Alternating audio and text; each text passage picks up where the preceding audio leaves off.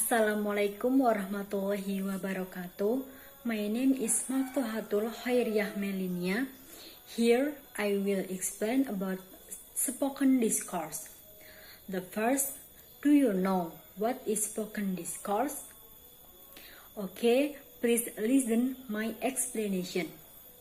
Spoken discourse is an interactive speech between two or more people, which is a word-based language phenomenon in daily life. Spoken discourse reveals a great deal about the nature and organization of spoken discourse and lead to realizing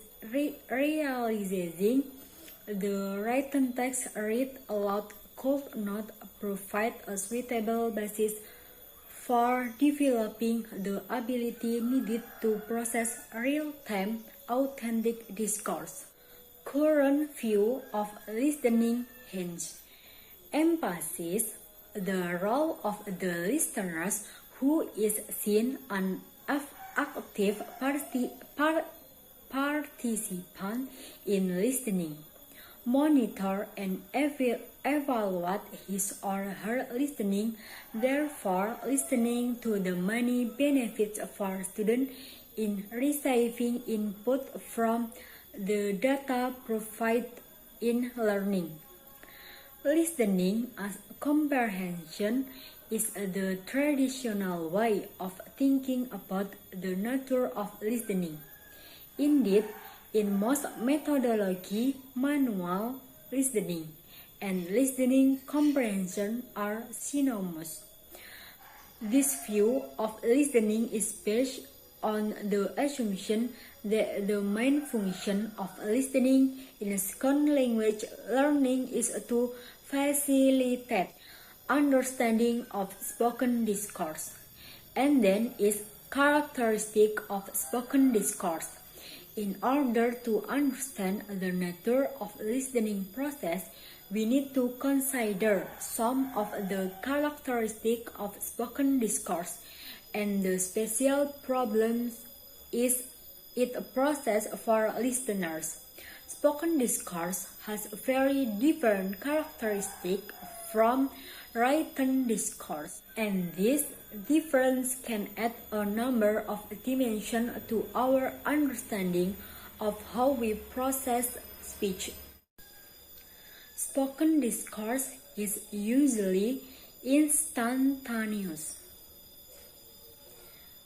Spoken discourse is usually unplanned and often reflects the process of construction, such as hesitation, reduced form, fillers, and repeat. The listener must process it online, and there is often no chance to listen to it again. Spoken discourse also often strikes the second language listener as being very fast, although speech rates vary considerably. The impression of faster or slower speech generally results from the amount of intracausal pausing that speakers make as of. Spoken discourse has also been described as having a linear structure compared to a hierarchical structure for written discourse. Spoken language is usually delivered one clause at a time and longer utterance in conversation, generally consists of several clauses coordinated. Most of the clauses used are simple, conjunct, or adjunct.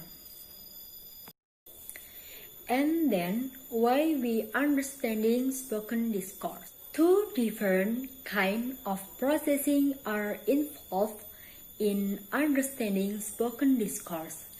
These are often referred to as bottom-up and top-down processing. Bottom-up processing refers to using the incoming input as the basis for understanding the message.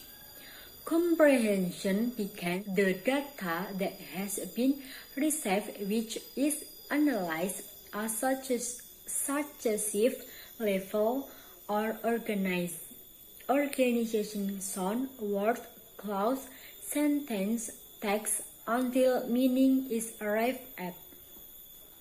Comprehension is viewed as a process of decoding.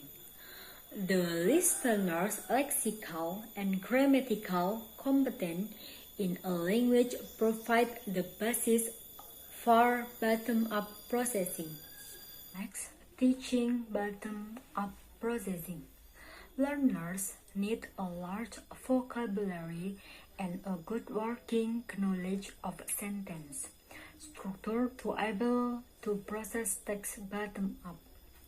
Exercise that develop bottom-up processing helps the learners to do such things as the following, and then teaching top-down processing.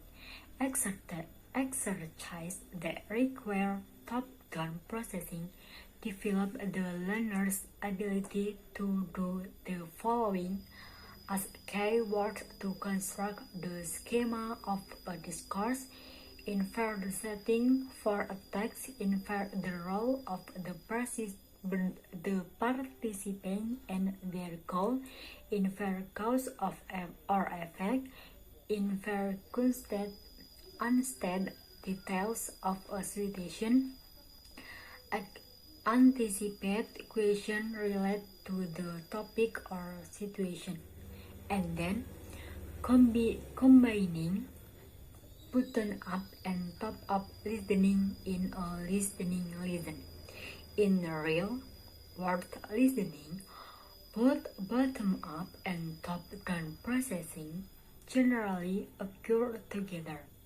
The extent to which one or the other dominate depending on the listener's familiarity with the topic and content of a text, the density of information in a text, the density of the text type, and the listener's purpose in listening.